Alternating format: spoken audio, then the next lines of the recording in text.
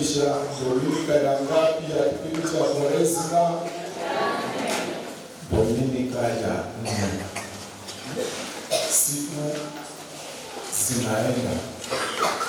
Baada ya muda mfupi ujao, tutaanza maadhimisho ya sikukuu ya Pasaka wa mwaka huu wa 2026.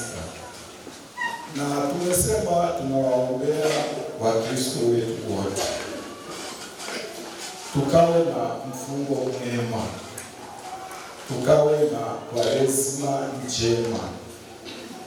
Kanisa letu lina utaratibu wa kutukumbusha kila wakati, kutufikirisha kila wakati, tuweze tafakari juu ya safari yetu, kama kweli bado tuko kwenye mstari, tunayo nia ya kuendelea na maisha yetu ya Kristo na msimamo wetu wa Kristo hadi tufike ile Pasaka ya uzima wa milele.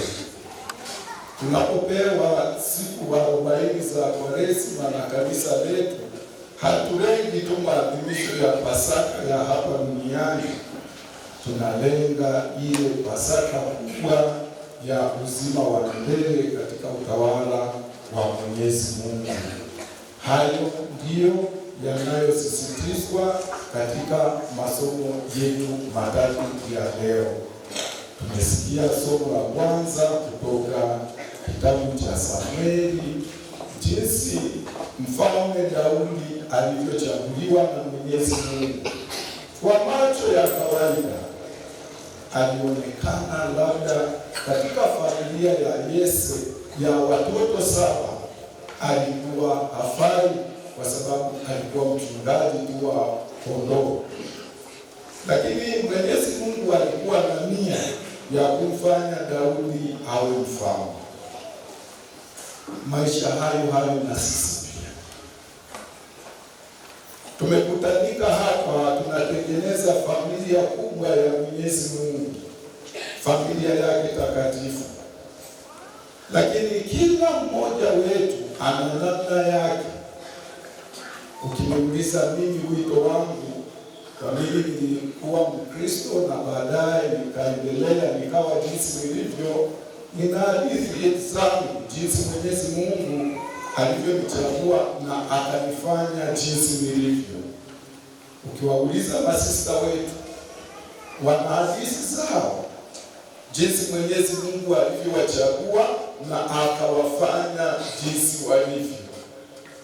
Na Wakristo wetu pia, na kila mmoja wetu pia ana historia ya Ukristo wake, jinsi Mwenyezi Mungu alivyotembea naye, jinsi Mwenyezi Mungu alivyomwita na kumfanya jinsi alivyo.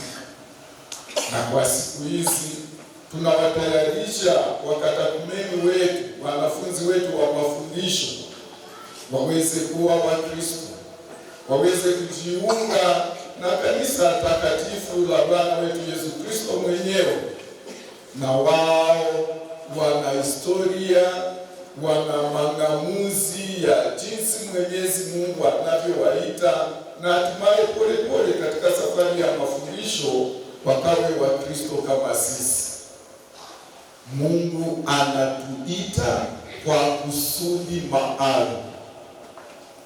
Kila mmoja wetu anaitwa kwa kusudi maalum, awe mtangazaji wa habari njema, na kila mmoja wetu kwa karama zake, na kila mmoja wetu kwa nafasi yake.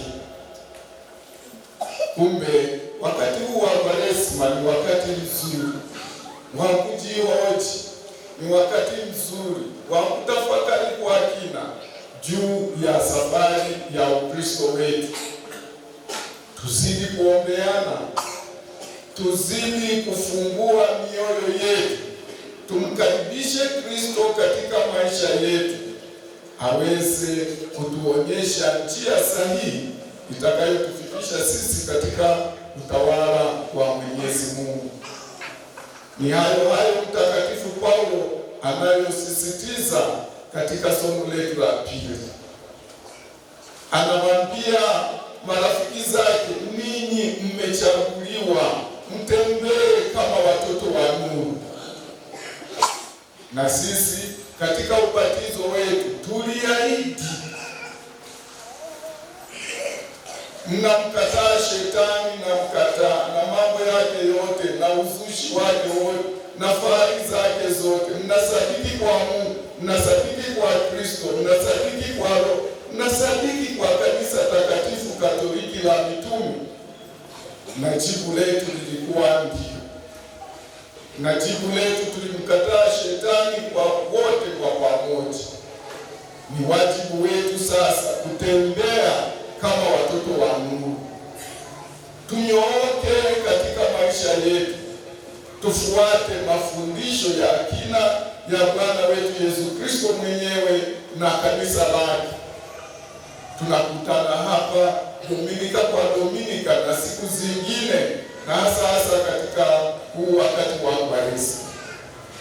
Tunaalikwa kuongeza jitihada mbalimbali katika mfungo wetu. Tunaalikwa kutayarisha mahusiano yetu vizuri, kusudi kwa mahusiano hayo yatuwezeshe sisi kweli kupendeza, yatuwezeshe kweli sisi kuwa watoto wa Mungu, yatuwezeshe sisi kweli kutembea katika nuru katika Kristo Yesu. Wengine wamejitahidi kweli katika parokia yetu. Ninaona wengine wana hata majitoleo yao, hata mafungo yao. Unaweza kuona Wakristo hawa kama Bwana wetu Yesu Kristo alivyomwambia kijana mmoja, kwa hakika wewe hauko mbali na utawala wa Mwenyezi Mungu. Tujitahidi basi katika hiki kipindi kizima cha Kwaresima kuwa Wakristo kweli, kuwa Wakristo wenye ujasiri wa kuishi imani yetu, kuilinda imani yetu. Tunaalikwa kila mmoja wetu, matendo yetu yafanane na mafundisho ya Bwana wetu Yesu Kristo mwenyewe, yafanane na kanisa lake. Kumbe kila mmoja wetu kwa Dominika hii ya leo ajihoji. Waheshimiwa, haitoshi tu kuimba. Kuimba kwetu ni lazima tukuweke katika matendo yetu. Tuwe Wakristo watendaji, sio Wakristo wa maneno. Na Yesu anawaambia wanafunzi wake, mnapofunga msiwe kama wanafiki wenye nyuso za kukunjamana. Sasa kama ufurahi hapa kanisani, utafurahi lini katika historia ya Ukristo wako? Furahi katika Kristo Bwana.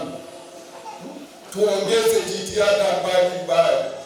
Ijumaa, njia ya msalaba, rozari zetu katika familia zetu, sala zetu za asubuhi na jioni. Dominika kama hii ya leo tunafika kwa wingi.